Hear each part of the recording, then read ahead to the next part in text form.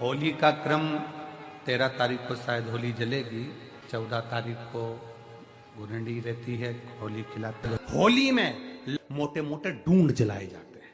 डूंडा की राख तैयार होती है, उसका कालापन जो तैयार होता है उसको उठाकर ले आए और कपड़े में उसको छान कर राख तैयार कर कर 3-4 बार छानने के बाद उस भस्म को 12 बजे से 1 बजे के बीच में शिव जी को समर्पित कर देता है और उस भस्म को उठाकर उसमें घी मिलाकर मस्तक पर तिलक लगाकर चले जाता है। वो जिंदगी में कभी हार नहीं सकता, विजय ही पाकर आता, उसकी कभी हार नहीं हो सकता।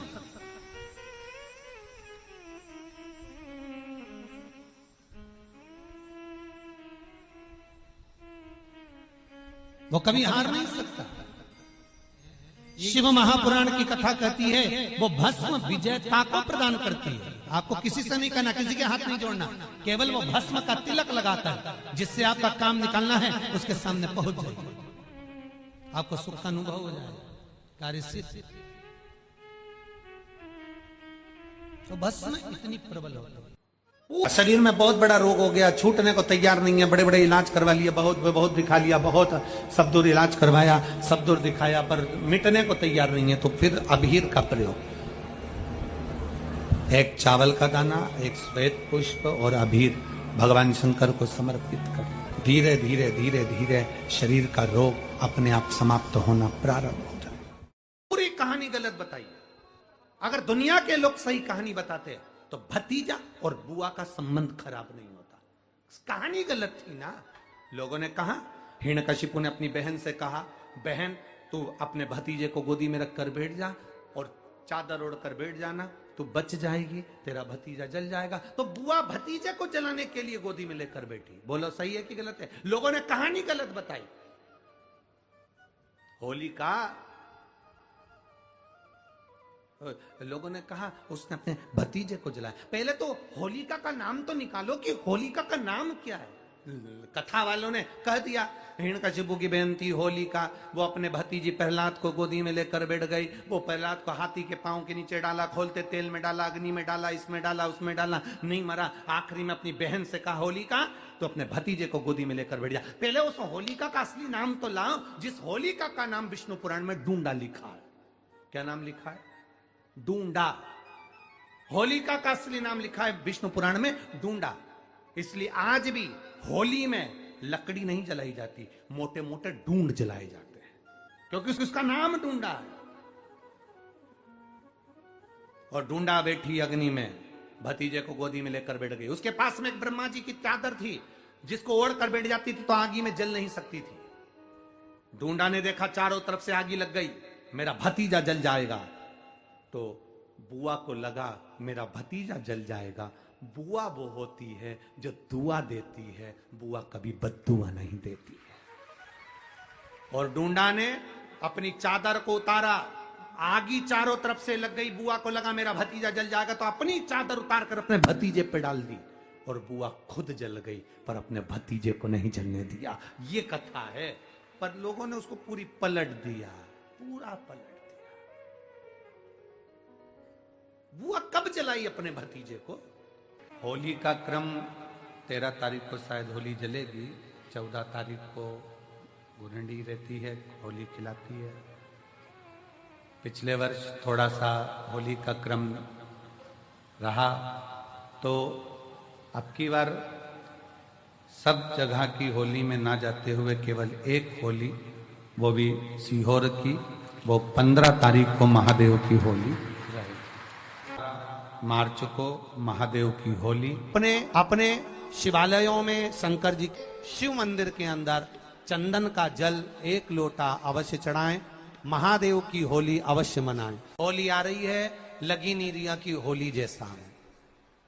दिवाली आती है तो लगता ही नहीं कि दिवाली जैसा है, राखी आती तो लगता ही नहीं राखी जैसा है। सारे त्योहार फीके हो गए गुरुजी। हमने कहा त्योहार फीके नहीं हुए, त्योहार का कलर फीका नहीं हुआ, त्योहार का रंग फीका नहीं हुआ है, बस त्योहार वही है, गुलाल वही है, मिठाई वही है, गुजिया पपड़िया वही है, खुरमे चकरी वही है, पपड़िया वही है, गुजिया वही है, इंसान वही है, बस बाजार में से जो रौनक समाप्त नहीं हुई है, रौनक आपके भीतर की समाप्त हो गई। आपके भीतर इतनी ईर्ष्या भराती गई, इतनी ईर्ष्या भराती गई, इतनी ईर्ष्या भराती गई कि वो ईर्ष्या के कारण, उस अहंकार के कारण, उस अहम के कारण तुम एक दूसरे से मिलना पसंद नहीं कर पाते। पहले के लोग कहते थे हमारे यहाँ जब होली होती थी इतने लोग आते थे, मिलने जाते थे, गुलाल लेकर जाते थे। आजकल तो कोई दिखता नहीं है। कारण केवल इतना सा है, तुम्हारा अहंकार, तुम्हारा ईगो,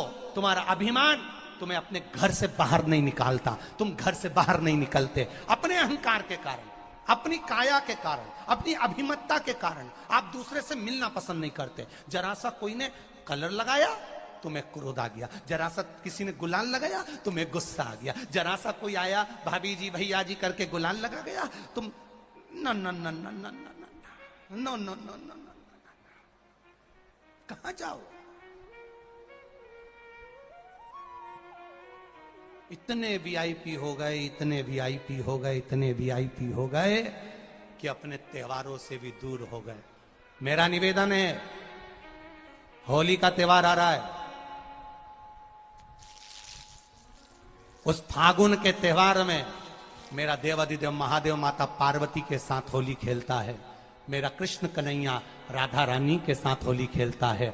आप भी अपने इष्ट मित्रों के साथ होली खेलिए और दिल से खेलिए। अरे सीहोर में, सीहोर जिले में एक होली होती थी। उस होली का नाम हमने पिछली बार बदल दिया था। कौन सी होली कर दी थी? महादेव की होली। पिछली बार हमारे सीहोर जिले में हमेशा होती आई थी वो होली, थोड़ा उसका नाम हमने चेंज कर दिया था तो उसको महादेव की होली कर दिया था। मेरे सीहोर जिले के रहने वाले सभी रहवासियों से, जिले भर के निवासियों से निवेदन करना चाहूंगा, वो पुरानी होली को बंद कर महादेव की होली नाम दिया गया है। शिव मंदिर में जाना है, चंदन का जल शिव जी को 1 लोटा चढ़ाना। एक बात अपनी जिंदगी में उतार कर रखो, शंकर भगवान को घी का दिया भी लगाओ तो तुम्हारे घर में जो असली घी हो, थोड़ा सा भले 1 बत्ती लगाओ, भले इतनी सी बत्ती जलाओ, पर असली घी की जलाओ। शिव जी को अगर चंदन भी लगा रहे हो तो असली लगाओ। शंकर भगवान को चावल भी चढ़ा रहे हो तो असली चढ़ाओ। शंकर भगवान को अगर अष्टगंध भी चढ़ा रहे हो तो असली चढ़ाओ। केमिकल का कोई चीज मेरे महादेव को मत चढ़ाओ जिससे भगवान शिव की मूर्ति नष्ट हो। ऐसी कोई चीज मेरे महादेव को ना चढ़ाओ। अगर शंकर भगवान के साथ आप होली खेल रहे हो तो चंदन का पानी शंकर भगवान को चढ़ाइए, अष्टगंध का जल भगवान शिव को चढ़ाइए। तो करो तैयारी, आ रहा है त्रिपुंड धारी महादेव की होली। बड़े आनंद के साथ मेरा निवेदन, अपने शिवालयों में, शंकर जी के मंदिरों में, सीहोर जिले के प्रत्येक शिव मंदिर के अंदर चंदन का जल 1 लोटा अवश्य चढ़ाएं, महादेव की होली अवश्य मनाएं। और भाव के साथ 5 मंदिर हम भी जाएंगे, कोई जुलूस नहीं, कोई क्रम नहीं, बस बाबा को आराम से जल चढ़ाना ही एक नियम है और बाबा को जल चढ़ाएंगे। आप सब बड़े आनंद के साथ महादेव की होली का स्मरण करिए। महादेव की होली के दिन बेलपत्री की जड़ के नीचे जाकर प्रयास करा करो कि लाल चंदन का जल, लाल चंदन को घिसकर कलश में उस चंदन को डालकर जल भरकर उसको बेलपत्री की जड़ के नीचे सींचन करने का प्रयास करा करो। है कि धीरे धीरे कर कर वो दुख समाप्त होगा, वो दुख कटेगा ही। एक बहुत ध्यान देने वाली बात है कि अगर मान लो कि कहीं पैसा अटक गया है, नहीं आ रहा है, बहुत अथक प्रयास कर लिया, चंदन का जो जल होता है ये व्यक्ति के जीवन में जो धन कहीं रुक गया, अटक गया, नहीं दे रहा, बेलपत्री के वृक्ष के नीचे, जड़ के नीचे सींचन करने से वो प्राप्त होता है। अथर्ववेद में वर्णन किया गया कि पीपल के वृक्ष की जो जड़ होती है, बेलपत्री के वृक्ष की जो जड़ होती है और आंवले के वृक्ष की जो जड़ होती है, इसके नीचे स्वर्ग का निवास होता है। किसका निवास है? स्वर्ग का निवास। जहां पर ये वृक्ष होता है और उस वृक्ष के नीचे बैठकर हम जब किस जल का सींचन कर रहे हैं। जैसे अभी आपको कहा था कि जल में अगर लाल चंदन मिला हो और आप बेलपत्री के जड़ में सींचन कर रहे हैं तो लक्ष्मी की आवक बढ़ेगी। कहीं पैसा अपना अटक गया, नहीं आ रहा, आएगा। पीपल की जड़ में इत्र का जल, पीपल की जो जड़ होती है उसमें इत्र का पानी, थोड़ा सा जल, उसमें थोड़ा सा इत्र का भाग हो महाराज, और आप भगवान पीपल देव, पीपलेश्वर महादेव का स्मरण कर कर पीपल की जड़ में अगर जल चढ़ा रहे हैं, और मान लो शरीर में कोई कष्ट हो गया है, शरीर में कोई रोग हो गया है, कोई मालूम पड़े ये हाथ 4 दिन से दुख रहा है, या 4 दिन से ये नस दब गई है, या ये कमर दब रही है, तो आप 2-4 दिन कर कर देखो। कलश के अंदर जल, जल में इत्र का थोड़ा सा भाग, पीपल की जड़ के नीचे आप उसका सींचन करिए पीपलेश्वर महादेव के नाम से। उस जल को थोड़ा सा भाग लेकर आ जाओ उसी में से जो चढ़ाया है, और उस स्थान पर जहां कष्ट है उसको लगाना प्रारंभ करिए। 2 दिन 3 दिन कर कर देखो। प्रैक्टिकल करने में क्या जाता है, सीवर वाला महाराज झूठ बोल रहा हो तो। कभी कभी अगर ऐसा लगे जीवन में कि दुख बहुत ज्यादा आ गया है, बहुत तकलीफ आ गई है, तो लाल चंदन को घिस कर उस लाल चंदन का लेपन भगवान शंकर पर कर कर फिर पानी चढ़ाओ। अगर कोई संकट भारी है और निकट ना, जैसे किसी नारी का गर्भ नहीं ठहर रहा, 15 साल हो गए, 20 साल हो गए, 25 साल, जैसे इसने लिखा एक माता ने कि 18 साल की बेटी हो गई थी पर संतान में पुत्र नहीं, तो उसने भाव से कथा सुनी। ऐसे आपके भीतर अगर 20 साल हो गए, 25 साल हो गए, 30 साल हो गए, संतान का सुख ही नहीं है, लाल चंदन का लेपन बाबा भोलेनाथ पर करना प्रारंभ करो। पीठिका पर लाल चंदन का लेपन करना प्रारंभ करो। लाल चंदन से बाबा का श्रृंगार करना प्रारंभ करो। एक बेलपत्री पर लाल चंदन, दोनों पत्ती नीचे वाली, जो नीचे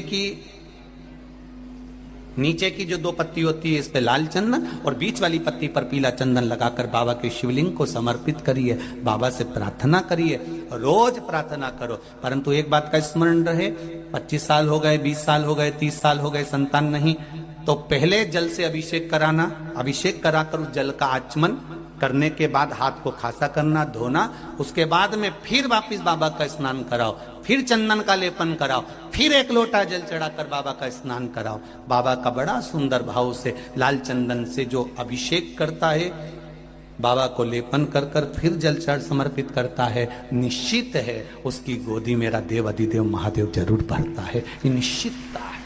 हम तो बेटियों से भी कहते हैं, जिसका विवाह नहीं हो रहा हो, 25 साल, 30 साल, 27 साल, 28 साल, 32 साल, 40 साल हो गए हो, नहीं हो रहा हो बेटा बेटी का विवाह, उसे लाल चंदन का प्रयोग अशोक सुंदरी वाली जगह पर 7 बिंदी लाल चंदन की लगाकर 7 बेलपत्र 7 बिंदी पर रखिए, और महाराज अपनी कामना कर कर भगवान से आइए, बाबा देगा, करेगा, 3-4 महीने में विवाह पक्का करेगा। ये लाल चंदन की महत्वता है शिव तत्व। रोग बढ़ गया, बेलपत्री के वृक्ष के नीचे दीप लगाना प्रारंभ करो। बाबा से विनती कर कर घी का दिया लगाइए बेलपत्र वृक्ष के नीचे, बाबा से निवेदन करिए, रोग निवारण। कि एक बार पांडवों ने अश्वमेध, एक बार आवर्त महोत्सव रखा और एक यज्ञ रखा। उस यज्ञ का नियम था, पहले जो यज्ञ होते थे उन यज्ञ का नियम था, यज्ञ में घंटा लगता था। वो यज्ञ की जैसी पूर्णाहुति होती थी तो यज्ञ का घंटा अपने आप बज जाता था, अपने आप बजता था, उसे बजाता कोई नहीं था, अपने आप बजता। आज यज्ञ का घंटा नहीं बजा, तो युधिष्ठिर ने पंडितों से पूछा, ब्राह्मणों आपने यज्ञ करवाया पर ये यज्ञ का घंटा नहीं बजा। ब्राह्मणों ने कहा हमने तो यज्ञ अच्छा करवाया पर घंटा क्यों नहीं बजा, समझ में नहीं आया। तब इतने में ब्राह्मणों में से एक ब्राह्मण यज्ञाचार्य ने कहा, मुझे लगता है यज्ञ 2 तरह का होता है, एक यज्ञ जो अग्नि में सांकल्य दी जाती है तो अग्नि देवता प्रसन्न होते हैं, और दूसरा यज्ञ वो कि भंडारा किया जाए और लोगों के मुंह में भोजन दिया जाए, वो यज्ञ भी प्रबल होता है। महाराज हमको लगता है यहाँ दोनों यज्ञ हुए, एक यज्ञ आहुतियों का, एक यज्ञ भंडारे का। मुझे लगता है भंडारे में कोई भूखा रह गया है, कोई भूखा है। अब वो भूखे व्यक्ति को ढूंढो। पांडव गए और पांडव जाकर जरा पता करो कि भूखा कौन है अपने नगर में, यज्ञ का घंटा बजेगा। जाकर देखा तो एक कुटिया में एक संत बैठे हुए थे। बाबा आपने भोजन किया है? नहीं। आपने भोजन नहीं किया? नहीं। क्यों नहीं किया? मैं काय को भोजन करूं, भंडारा हो रहा, चलो भोजन करो। नहीं नहीं मैं नहीं करता। भंडारे में भोजन नहीं करोगे? नहीं। क्यों नहीं करोगे? मैं उसके घर में भोजन करता हूं जो मेरे को 108 अश्वमेध यज्ञ का पुण्य देता है। पांडव मेरे को 108 अश्वमेध यज्ञ का पुण्य दे दे, मैं उनके यहाँ भोजन कर लूंगा। अब पांडवों ने सोचा अपनी जिंदगी में पहला तो अश्वमेध यज्ञ कर रहा है, और 108 अश्वमेध यज्ञ तो हमने कभी जिंदगी में नहीं करे, तो हम इसको पुण्य कहां से दे बाबा को। पांडव चले गए। द्रौपदी ने पूछा कोई मिला? हाँ, एक संत मिला है, पर 108 अश्वमेध यज्ञ का पुण्य मांग रहा है। द्रौपदी ने कहा चलो मैं लेके आती हूं उस बाबा को। द्रौपदी गई, रथ लाया गया। द्रौपदी ने कहा रथ में बैठकर नहीं जाऊंगी, पैदल जाऊंगी। चप्पल लाई, द्रौपदी ने कहा नग्न पैर से जाऊंगी। नंगे पैर द्रौपदी उस संत के दरवाजे पर पहुंच गई। बाबा चलो, हमारे यहाँ यज्ञ हुआ है, भंडारे का भोजन करना। बाबा कहते हैं द्रौपदी तुझे मालूम नहीं, मुझे 108 अश्वमेध यज्ञ का पुण्य दे दे, मैं तेरे यहाँ भोजन कर लूंगा। द्रौपदी ने कहा लो बाबा, संकल्प छोड़ती हूं और 108 अश्वमेध यज्ञ का पुण्य तुमको देती हूं। संत ने कहा द्रौपदी तेरे पति ने तो कभी पूरे यज्ञ नहीं करे, तूने कब कर लिए? द्रौपदी बोली बाबा मैंने सुना है मेरे कृष्ण के मुख से, जब कोई व्यक्ति अपने घर से निकलकर किसी संत के दरवाजे पर, किसी कथा के पंडाल में, किसी मंदिर पर, किसी तीर्थ में पैदल पैदल जाता है, जितने कदम चलकर जाता है उतने अश्वमेध यज्ञ वो अपने जीवन के कर लेता है महाराज, उतने अश्वमेध यज्ञ वो अपने जीवन के करता है। और द्रौपदी ने कहा बाबा मैं तुम्हारे दरवाजे पर चलकर आई हूं, 18,000 कदम मैं चलकर तेरे दरवाजे पर पहुंची हूं, उसमें से 108 अश्वमेध यज्ञ तुमको देती हूं। संत उठकर खड़ा हो गया, द्रौपदी के यहां गया, भोजन करा, तो यज्ञ का घंटा बज गया महाराज, यज्ञ का घंटा बजा।